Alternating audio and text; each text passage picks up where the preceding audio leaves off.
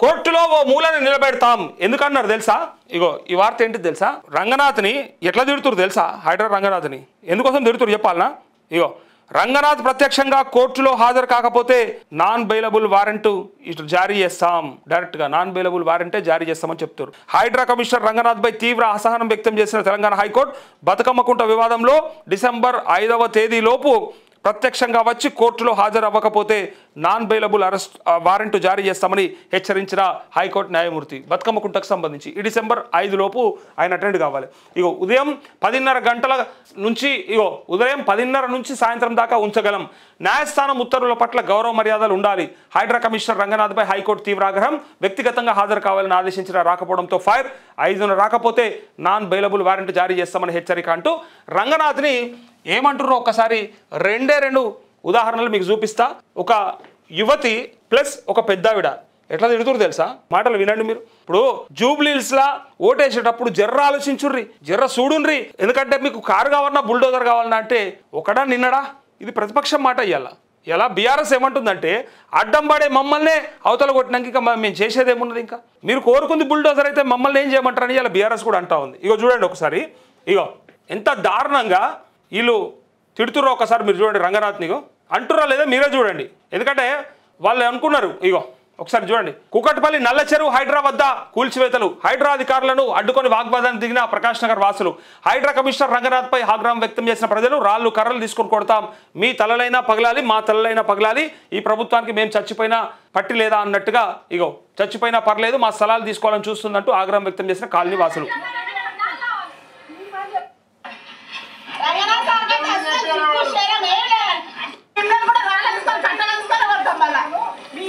వీళ్ళు ఏమంటారు తెలుసా? రంగనాథ్ సార్కి అయితే అస్సలు సిగ్గు శరం లేదంటారు.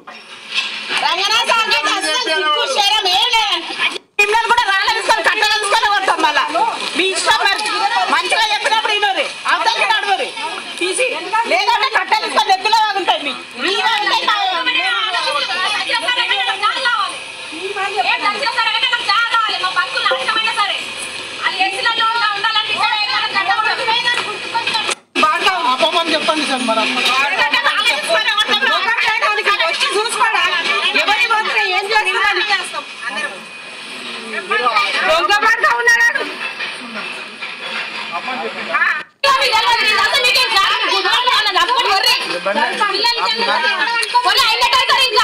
మంచిగా ఈయన వాడుకుంటాం చెప్తాను.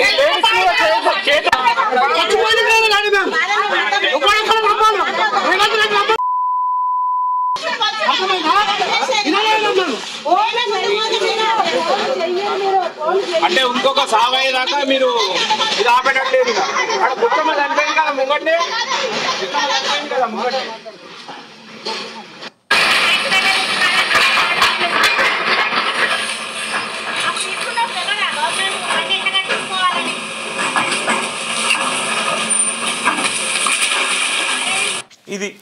ఇది కోరుకున్నారు తెలంగాణ సమాజం. ఇదా జరగాల్సింది? పేదల ఇల్లులని ఇట్లా నిర్దాక్షిణ్యంగా కూలగొట్టుడా కోరుకున్నది? దీనికోసానిక ఈ ప్రభుత్వాన్ని ఎన్నుకున్నది, దీనికోసానిక రేవంత్ రెడ్డిని ఏరుకోరి తెచ్చుకున్నది, నెత్తి మీద పెట్టుకున్నది. సిగ్గు శరం ఉండాలి నిజంగా. దీన్ని కూడా సపోర్ట్ చేసేటోళ్ళకి. ఆనాడు రేవంత్ రెడ్డి ఒక మాట మాట్లాడిండు, అవసరమైతే వాటిని రెగ్యులరైజ్ చేసే అవకాశం ఉంది, మనం చట్టంలో అట్లాంటి వెసులుబాటు ఉన్నది, నోటీసులు ఇవ్వచ్చు, తర్వాత వాళ్ళని అక్కడ నుంచి షిఫ్ట్ చేసైనా మనం ఏదైనా అవకాశం తీసుకోవచ్చు అని చెప్పినటువంటి రేవంత్ రెడ్డి ఇలా సిగ్గు లేకుండా ఇలా పేదల ఇండ్ల మీదకి బుల్డోజర్ పంపిస్తుంటే అయినా కూడా బుద్ధి లేకుండా జూబ్లీహిల్స్ వాళ్ళు కాంగ్రెస్కే ఓటేస్తారు. ఇలా ఏం చేయమంటారు? వాళ్ళని యాడికి పోమంటారు? ఇంత అధ్వానంగా ఉంటుందా ఇది పరిపాలన? అరే పేదలకు ఇల్లు కట్టించే ప్రభుత్వాలను చూసినాం కానీ పేదలను ముంచే ప్రభుత్వాలను, పేదలని నాశనం పట్టే ప్రభుత్వాలని, పేదల ఇల్లు కూలగొట్టాలని రోడ్డు మీద పడేసే ప్రభుత్వాన్ని చూసినాం ఎప్పుడన్నా? గతంలో ఎప్పుడన్నా కనిపించినాయా అని ఇలా ఆ పేదలంతా కూడా ఏడుస్తూ ఉన్నారు, బాధపడతా ఉన్నారు. ఇంకా చూడండి, ఇంకొక వీడియో ఉంటుంది. అరే ఇంత దారుణమా? ఏమా ఈ అమ్మాయి చూడండి ఒకసారి ఏమంటదో. ఉండదు బిడ్డ, చెల్లె అవ్వ, నీకు ఇల్లు ఉండద్దు, నీకు ఇల్లు ఉంచితే ఇది కాంగ్రెస్ ప్రభుత్వం ఎట్లయితుంది? నేను నాశనం పట్టడానికే ఉంటుంది. మీ ఇల్లు కూలగొట్టి మిమ్మల్ని రోడ్డు మీద పడేయడానికే కాంగ్రెస్ ప్రభుత్వం వచ్చింది. ఏమా వాళ్ళంతా ఆక్రమణదారులా, కబ్జాకోర్లా? ఏం చేసిరు వాళ్ళంతా? మీ బఫర్ జోన్లు, మీ ఎఫ్టీఎల్లు, ఇన్ని రోజులు మీ అధికారులు ఏ గుడ్డిగాడిది పనుదో మీరు ఇయ్యలో మాత్రమే ఇలా ఇల్లులు కనిపిస్తా ఉన్నాయా? మరి ప్రాపర్టీ ట్యాక్స్ ఎందుకు తీసుకున్నారు? మున్సిపల్ ట్యాక్స్ ఎట్లా వసూలు చేసిండ్రు? నీళ్ళు ట్యాక్స్ ఎట్లా వసూలు చేసిండ్రు? కరెంట్ ఎట్లా ట్యాక్స్ వసూలు చేసిండు? కరెంటు బిల్ ఎట్లా వసూలు చేసిండు? సిగ్గు అనిపించాలి కొంచెమన్నా. అరే ఇలా పేద ప్రజల ఇళ్లను కూలగొట్టడం ప్రభుత్వ లక్ష్యం అవుతుంది అన్న. అరే లేనోనికి ఇల్లులు కట్టియాలి, లేనోనికి భూములు ఇవ్వాలని చెప్పి ఆలోచించాల్సినటువంటి ప్రభుత్వాలు ఏం వాళ్ళంతా వందల వేల ఎకరాలు కబ్జా చేసినారు. కబ్జా చేసిన ఆ దొంగలను పట్టుకునే దమ్మున్నారా? ఇంకా చూడండి ఈ అమ్మాయి ఏమంటారు చూడండి ఒకసారి. ఇది కూడా తీసుకుంటా అంటే ఇక మేము ఏడుండాలి, రోడ్డు మీద పోయి పడాలా చెప్పురు. అట్లా అట్లా ఎవరిదైనా సాగు చూడాలంటే మరి చెప్పురు, మేము అందరం కలిసి చచ్చిపోతాం. పేద ప్రజలు పేద ప్రజలు అంటే ఏడ చూస్తున్నాడు? పేద ప్రజలని చూడాలి కదా. మరి పేదలను చూస్తా, అది చేస్తా ఇది చేస్తా అన్నప్పుడు మరి ఏది మరి ఇదేనా పేదల ప్రజలు? ఇదేనా గులగొట్టడం? సో ఇక్కడ ఫెన్సింగ్ వేసారు కదా, సో మేము ఫెన్సింగ్ వేసారు కాబట్టి మేము ఫెన్సింగ్ వేసిన తర్వాతనే ఇల్లు కట్టినాం, దాని ముందేం కట్టలేదు. సో అక్కడి వరకే కాబట్టి మేము ఇక్కడ ఇల్లు కట్టుకున్నాం. ఇప్పుడు వచ్చి కూల్చేస్తా అంటే మేము ఏం చేస్తాం సార్? ఎక్కడ పోతాం? బయట వెళ్ళి బతకాలన్నా మాతో కాదు. ఎంఆర్ఓ సర్వే చేయకుండానే వాళ్ళు వచ్చి గుల్లగొడితే మేము ఏం చేయాలి? 3 days నుంచి బయటనే ఉంటున్నాం, బయటనే తింటున్నాం, బయటనే ఉంటున్నాం. ఏం చేస్తాం సార్? మేము కూడా ఈ రోడ్డు పైన పడ్డట్టు అయ్యింది కదా మాకు కూడా. బయట పోయి బతకలేము, రెంట్లు ఎట్లున్నాయి సార్? ఇంకేం చేస్తాం? ఇది కూడా పొలాలే సార్, ఇవి పొలాలలో మేము కట్టుకున్నాం. మా జాగా ఇది, మా తాత వాళ్ళు మాకు ఇచ్చిర్రు, మేము కట్టుకున్నాం. FTL అని చెప్తున్నారు వీళ్ళు. ఉన్నొక్క ఇల్లు పోయిందమ్మా, పరిస్థితి ఏంది ఇప్పుడు? ఎట్లా మీ ఫ్యామిలీ పరిస్థితి ఏంది? మీ పరిస్థితి ఏంది? ఏం చెప్తారు రేవంత్ రెడ్డికి? అసలు ఏం చెప్తామంటే పేదలను చూస్తాం, పేదలకు అది ఇస్తాం ఇది ఇస్తాం అన్న అంటాడు, కానీ ఏమీ చేయలేదు సార్ మాకు. ఇప్పుడు మాకు దళితులను చేస్తాం అన్నారు. ఇప్పుడు పేదలకైతే పేదలు హైడ్రా అని చెప్పి గుల్ల కొట్టేస్తాను. ఇప్పుడు మేము ఏం చేయాలి చెప్పురి? రోడ్ పైన పడ్డట్టు అయింది, మేము ఏడవై ఉండాలి. మాకు వేరే దారి చూపిస్తాడా చెప్పురి? వేరే నన్ను ఇచ్చి మాకు ఇది గుల్ల కొట్టేస్తాడే గుల్ల కొట్టుకోమన్నారు, మేము ఇచ్చేస్తాం. మాకు వేరే జాగియకుండా నష్టపరిహారం ఇవ్వకుండా మీరు డైరెక్ట్ గుల్ల కొట్టేస్తా అంటే ఎట్లా గుల్ల కొట్టేస్తాం మేము? అందుకని అడ్డుకున్నాం మేము. అంతే సార్, మా ఇల్లు మాకు కావాలంతే, అంతకు మించి మేము ఏం చెప్పాం. ప్రతిదీ కడుతున్నాం కదా, ట్యాక్స్ ఇవన్నీ మా డాడీ వాళ్ళు కట్టకముందుగా మేము ఇట్లున్నామా? అన్ని కడుతున్నాం, ట్యాక్సులు కడుతున్నాం, హౌస్ నంబర్లు ఉన్నాయి, పోనీ ఏవి లేవు, హౌస్ నంబర్లు లేవు, ట్యాక్సులు లేవు, ఏం కడతలేదు మీకు, అందుకే గుల్ల కొడుతున్నామని అప్పుడు గుల్ల కొట్టుకొని సార్ అని చెప్తుండే. అన్ని కడుతున్నాం, అన్ని చేస్తున్నాం, ఇంకేంది? అన్ని తీసుకుంటారు, మళ్ళీ తీసుకునే కాడికి గుంజుతున్నారు, మళ్ళీ ఇట్లా గుల్ల కొట్టడానికి వస్తారు. మొగలు అంటే ఎట్లా ఉంటారు సార్? ఆడపిల్లలం సార్, ఎట్లుంటాం చెప్పండి సార్? ఎట్లుంటాం మేము? చిన్న చిన్న పిల్లలు మరి తీసుకొచ్చినట్టు అయింది కదా సార్. ఇప్పుడు ఆడపిల్లని రోడ్డు మీదకి తీసుకొచ్చినట్టు అయింది. మీకు ఏం మంచిగా అనిపిస్తుంది? మేము ఇప్పుడు రోడ్ల మీద వండుకుంటున్నాం, రోడ్ల మీద ఉంటున్నాం, రోడ్ల మీద తింటున్నాం.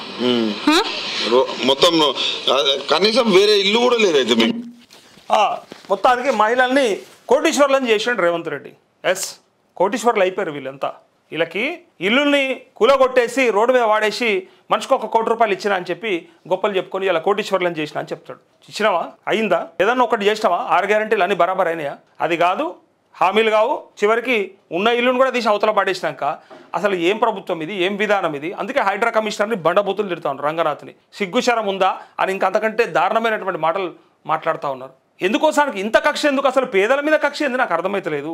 ప్రభుత్వానికి పేద ప్రజల మీద కక్ష ఉంటుందా? ఏమి అక్కస్సు ఇంతగానము? అరే 100,000 కోట్లు దోచుకునేటోళ్ళు దొంగలు ఎట్లా పడితే అట్లా చెలరైపోతా ఉంటే వాళ్ళని వదిలేసి ఓ చిన్న 50 గజాలలో 60 గజాలలో ఇల్లు కట్టుకున్నటువంటి ఒక పేద మధ్యతరగతి కుటుంబానికి ఇంత గోసపుచ్చుకుంటున్నావే, నీకు నిజంగా ఇదేమన్నా నయమవుతుందా? మంచిదా? ఎందుకు మరి ఆనాడు ఆ నీతులు చెప్పినావు? అలాంటి ఏమన్నా అక్రమ కట్టడాలు ఉంటే వాటికి మనం కావాలంటే రెగ్యులరైజ్ చేయొచ్చు అని చెప్పినటువంటి నీతులు ఇలా ఎక్కడ పోయినాయి? వాళ్ళంతా ఎక్కడి నుంచో వచ్చి ఇలా దుర్మార్గంగా ఆక్రమించుకున్న వాళ్ళ, ఆక్రమణదారుల, కబ్జాకోరుల, వాళ్ళని నిజంగా ఇలా తరమకపోతే మనకేమన్నా మొత్తం భూకంపం వచ్చి మన కింద మీద అయిపోయేది ఉందా? ఏమవుతుందా? ఏమున్నది అసలు నాకు అర్థం కాలేదు. చెరువులు కాపాడాలి, కుంటలు కాపాడాలి, ఏం అధికారులకు సోయలేదా? సిగ్గుశరం లేదా ఆ సన్నాసులకి? ఎక్కడవన్నారు, ఏడవన్నారు ఇన్ని రోజులు? కట్టడాలు అవుతుంటే ఏడవన్నాడు వాడు. ట్యాక్స్లు ఎట్లా వసూలు చేస్తున్నారు? ఆ గాడిద కొడుకులకు కొంచెమన్నా సోయి ఉన్నదా, తెలివి ఉన్నదా అని ఇలా వీళ్ళంతా కూడా ఏడుస్తూ ఉన్నారు, బాధపడతా ఉన్నారు. వీళ్ళని చూసినాకనన్నా కనీసం మరొకసారి ఆలోచించాల్సి వస్తుంది ప్రభుత్వం. అందుకే హైడ్రా కమిషనర్ గురించి ఇక్కడ ఇంత పెద్దగా వార్త వచ్చింది. ఎవరన్నారు? డైరెక్ట్గా హైకోర్టే చెప్తుంది, నువ్వు 5వ తారీఖు వరకు రాకపోతేవా నేను నిలబెడతాం, నాన్ బెయిలబుల్ వారెంట్ జారీ చేస్తామని చెప్పి డైరెక్ట్గా చెప్తున్నారు. హైడ్రా కమిషనర్ ఏవి రంగనాథ్పై రాష్ట్ర హైకోర్టు గురువారం తీవ్ర ఆగ్రహం వ్యక్తం చేసింది. అవసరమైతే ఉదయం 10:30 గంటల నుంచి సాయంత్రం 4:30 గంటల వరకు కోర్టులో ఓ మూల నిలబెడతామంటూ హెచ్చరించింది. అంబర్పేటలోని బతుకమ్మకుంట వ్యవహారానికి సంబంధించిన విచారణకు హైడ్రా కమిషనర్ గైర్హాజరు అవ్వడమే కాక వ్యక్తిగత హాజరు నుంచి మినహాయింపు కావాలని కోరిండట. అయితే ఇక్కడ చూడండి, ప్రజలకి నచ్చని పని చూడండి, ప్రభుత్వం చేసే పని ఎట్లా ఉంటుంది. కోర్టులు ఒప్పుకోవట్లేదు, ప్రజలు యాక్సెప్ట్ చేయట్లేదు. మరి ఎవరి కోసమయ్యా నాకు అర్థమైతలేదు. ఎవరి బాగోగుల కోసము, ఎవరిని కాపాడడం కోసము, ఏమి నీ భవిష్యత్ తరాల గొప్ప కోసం ఏం మాట్లాడుతున్నావు అసలు నువ్వు? చెరువు లేకపోతే ఎట్లా, కుంటలు లేకపోతే ఎట్లా అంటే మునిగినాడు వాడే జరుగుతాడా? వాడు వచ్చి నేను అడిగిండా? కట్టుకున్నందుకు వాందే తప్పు కదా? దానికి నువ్వు కట్టక ముందు కదా నువ్వు చెప్పాల్సింది, అసలు కట్టొద్దు అని చెప్పి. ఇవాళ అంతా అయిపోయినాక వచ్చి మొత్తానికి మీరు తీసేయాలి, ఇక్కడ కూల్చేయాలనుకుంటే వాళ్ళని రోడ్డు మీద వాడేస్తూ ఉంటే వాళ్ళంతా ఎక్కడ పోతారు? ఆడపిల్లలు ఎంత బాధపడుతున్నారు. మొగోళ్ళు అంటే 7 గంటలు ఆడిపోతారు, యాన్నో దగ్గర ఉంటారు, కానీ మేము ఏడుంటాం, ఏడదింటాం, ఏడమంటాం సార్ అని వాళ్ళు బాధపడుతున్నారు. సిగ్గనిపించాలి నిజంగా హైడ్రా కమిషనర్కి, అట్లా రేవంత్ రెడ్డికి. మీరు తీసుకుంటున్న నిర్ణయాలకి పేదోడు ఏడుస్తుండు. పేదోడిని ఏడిపేయడమే ప్రభుత్వ లక్ష్యం అవుతుందా? ప్రభుత్వ ఉద్దేశం అవుతుందా? కాపాడడం కదా లెక్కకైతే.